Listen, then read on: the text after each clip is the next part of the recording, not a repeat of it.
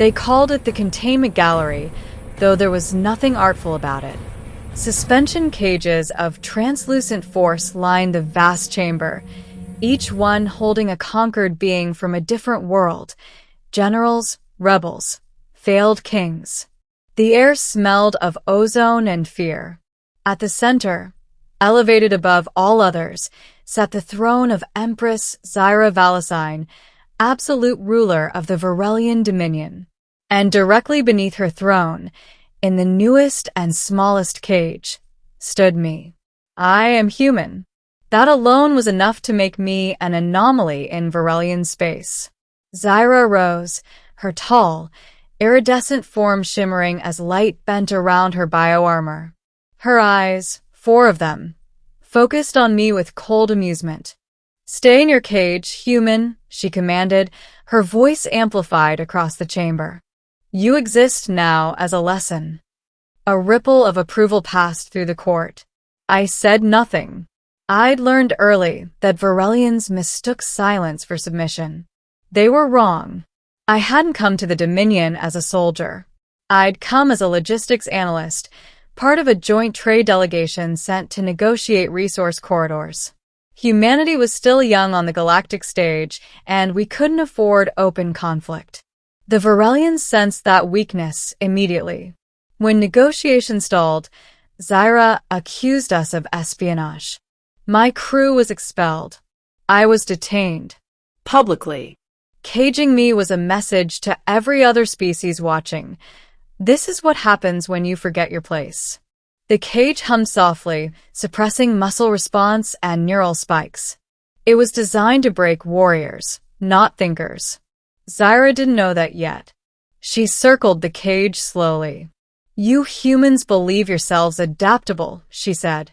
"But adaptability without power is just desperation." I finally looked up. "And power without understanding," I replied calmly, "is just borrowed time." The chamber went silent. Zyra laughed, a sharp, chiming sound. "You are bold for a specimen." Specimen. That was when I stopped thinking about escape and started thinking about ownership. Days passed. Or cycles. Hard to tell without a sky.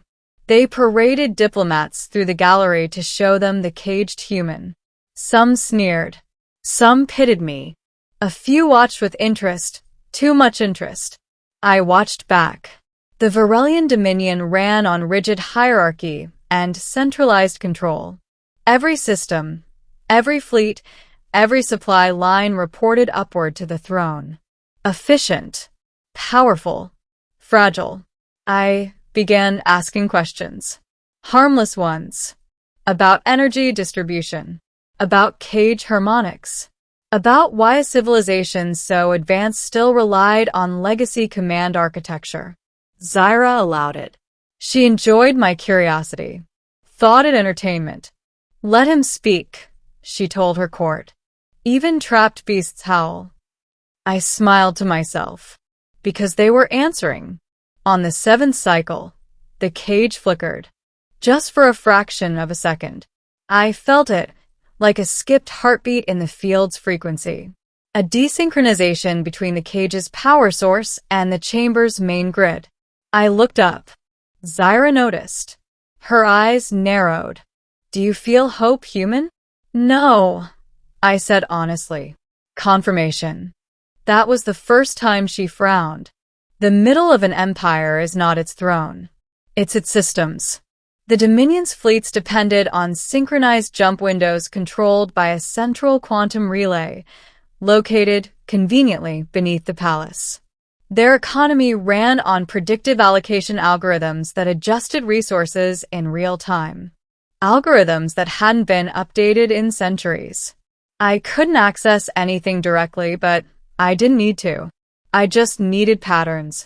When the cage flickered again, I timed my breathing to it. The suppression field weakened for milliseconds, too short for escape, but long enough to test resistance. The third time I spoke. "Your empire is remarkable," I said to Zyra as she observed me from her throne.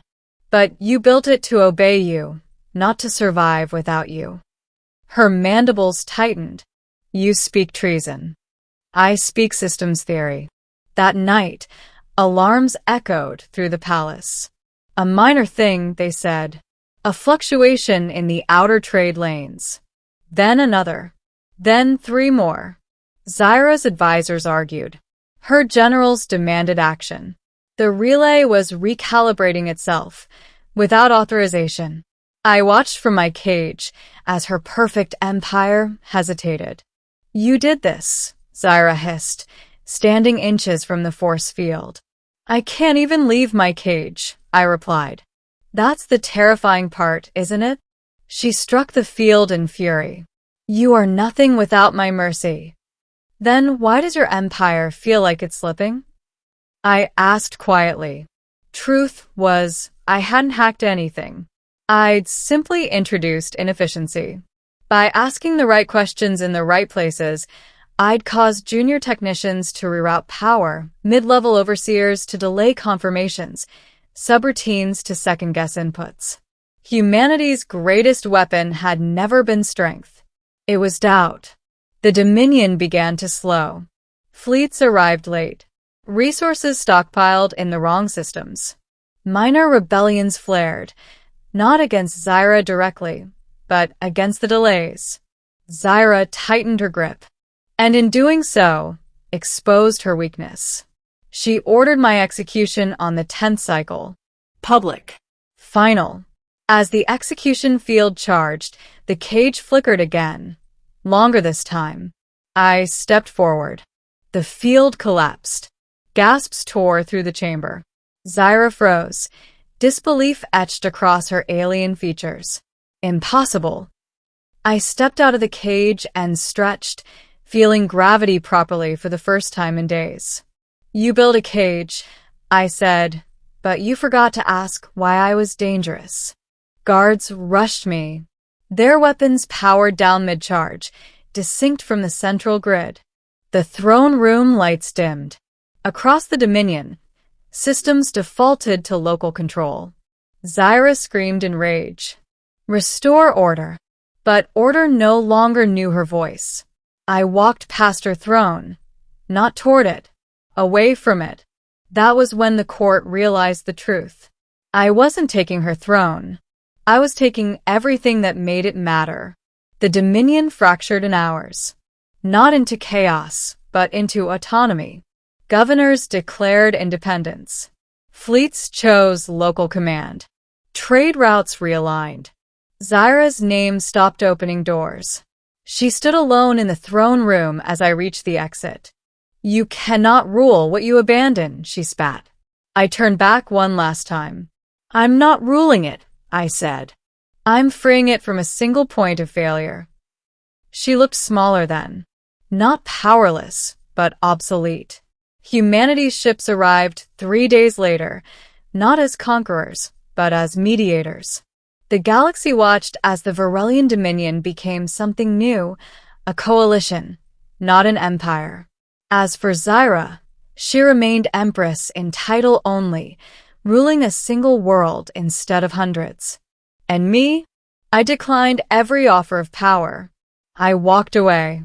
Because the greatest victory wasn't escaping the cage.